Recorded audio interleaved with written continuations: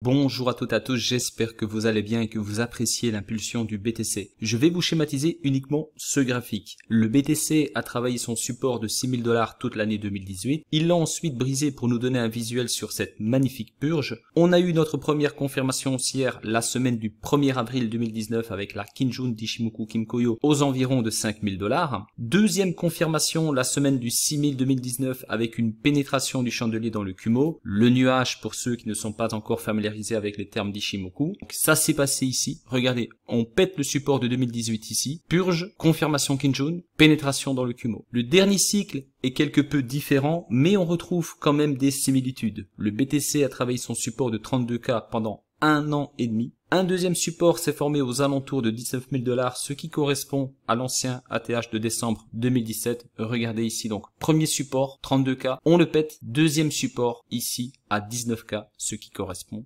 à l'ancien ATH sans vouloir me répéter. Donc, je vous rappelle, celui-ci a lâché 3 mois plus tard pour nous donner un visuel sur la dernière purge de ce cycle avec un plus bas sous les 16 000 $. Je me permets de vous rappeler que l'ATH actuel est de 68 000 $. Allez, je vais droit au but. Après presque 2 ans d'attente, nous avons eu notre première confirmation Kijun ici en weekly. C'était la semaine du 9 janvier 2023. Retest parfait sur la bougie suivante et une magnifique mèche qui vient percer le tout la semaine du 6 mars dernier. Comme vous pouvez le remarquer, le chandelier est quasiment contre la SSA, qui est la porte d'entrée pour pénétrer dans le Kumo. Sur ce graphique, vous avez juste un visuel sur les 2 derniers cycles. Regardez aussi un peu plus loin, c'est chirurgical. Je vous laisse juger par vous-même, mais est-ce que vous êtes prêts pour le prochain cycle? Même si ce n'est pas pour tout de suite, je pense que nous allons attendre. Même si ce n'est pas pour tout de suite, je ne pense pas que nous allons attendre 2 années supplémentaires pour que le BTC pète ces grosses résistances. Je vais terminer avec l'oscillateur RSI. Franchement, on ne peut pas faire plus chirurgical. Regardez, on pète notre support RSI 40.16 ici plus ou moins en même temps que le support, ce qui est logique. On a une confirmation Kijun et Kumo, confirmation ici avec l'oscillateur RSI.